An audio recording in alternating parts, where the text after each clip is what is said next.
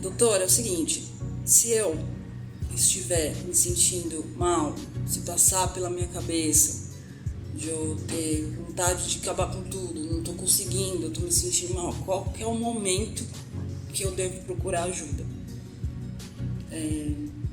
Quando passar um pouquinho pela minha cabeça, quando eu estiver triste, ou quando eu já estiver a ponto de cometer uma loucura, qual que é o melhor momento para eu procurar uma ajuda? E aonde procurar ajuda? E depois de contrapartida, queria que você me respondesse o seguinte: se alguém me procurar essa ajuda, se alguém me comentar, por exemplo, um amigo, que já aconteceu comigo, falar assim: Vivi, não tô aguentando, eu vou me matar, eu quero acabar com tudo, não sei o que fazer. Ou o que eu faço para ajudar essa pessoa? O que eu devo fazer? Isso já aconteceu comigo e eu falei para essa pessoa assim: cara, para tudo, procura o primeiro hospital e fala que você tá sentindo isso. Eu fiz certo? Qual que é a melhor coisa que a gente deve fazer?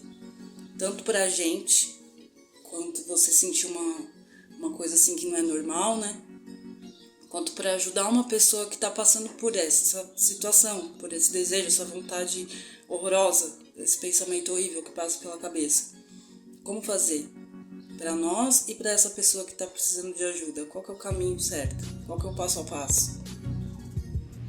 Bons questionamentos aí. Não, muito legal. É Vivi, né? Vivi o nome dela. Vivi, obrigado pela sua pergunta, né, e pela sua participação. E ela falou, isso que você falou, sim, tá certo, né? Começando aí de trás para frente, o que você fez tá certo. Aconselhar essa pessoa a buscar ajuda, com certeza, né? Seja num hospital, a gente tem aí o CVV, né, que é o Centro de Apoio à Vida, né? E o CVV, ele é uma das ferramentas para a gente buscar também, né, a conversa, o acolhimento. Mas quando que a gente deve procurar ajuda?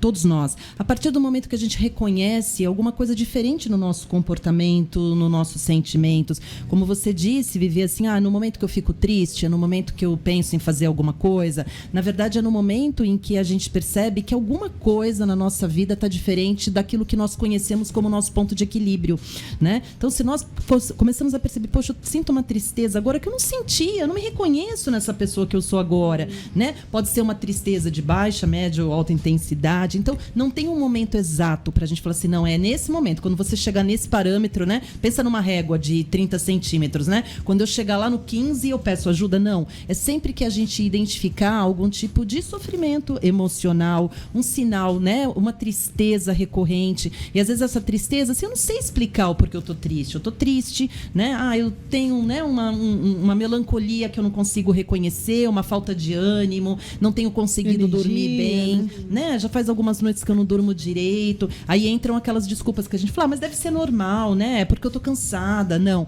Então, o primeiro sinal que você percebe, Ana, e por favor, complemente se você achar prudente, você perceber algum sinal que tire você daquele ponto de equilíbrio que você se reconhece, procure ajuda sim. Buscar ajuda é o início para a gente não caminhar para esse... O final, né? É quando a gente desistiu de tudo, quando, na verdade, a gente não tem mais a vontade de se ajudar. Não então, nunca, né? E esse acolhimento não só serve para nós, como para um amigo, para uma pessoa que comenta com a gente, né? Às vezes é um desabafo assim, tô tão cansada, não aguento mais, tem horas que eu tenho vontade de acabar com tudo. A gente ouve essa frase. Acordar amanhã. Preferia não acordar, né? Podia dormir e nunca mais acordar. A gente ouve umas frases assim também, né? Queria dormir e acordar daqui 10 anos, ou nem acordar. Né? E, na verdade, não é fugindo dos nossos problemas que nós vamos resolvê-los, né? Eles existem sim, são reais, mas para todo problema existe uma solução e para todo problema existe uma forma, né, funcional da gente encontrar ajuda.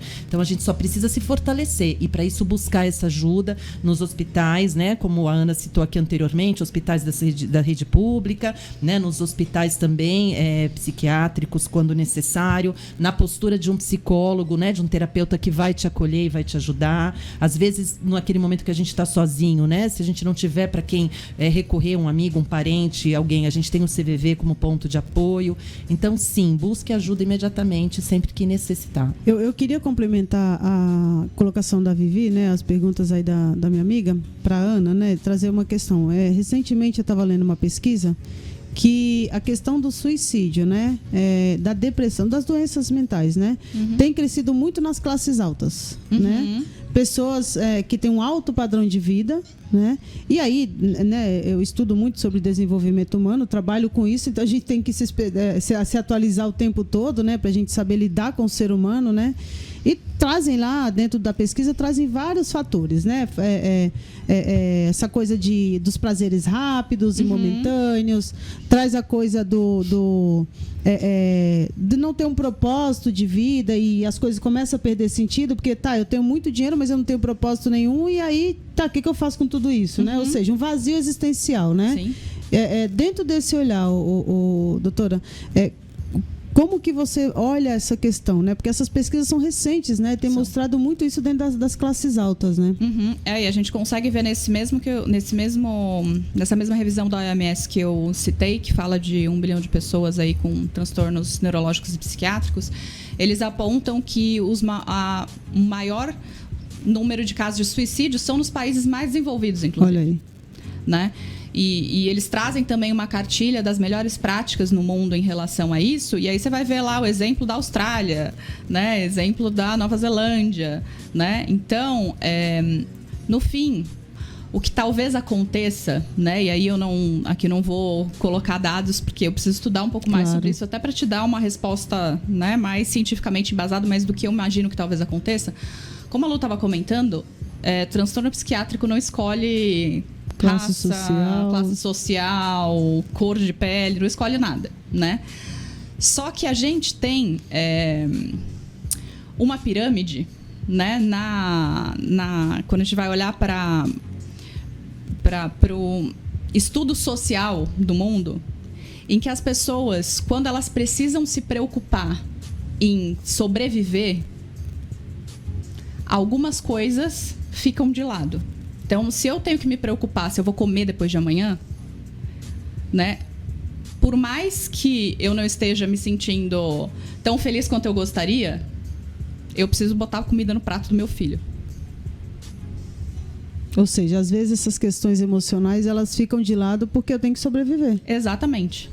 E aí você tem um instinto, né, que vem natural, né? De proteção, de cuidado, né? Exatamente. Muito forte.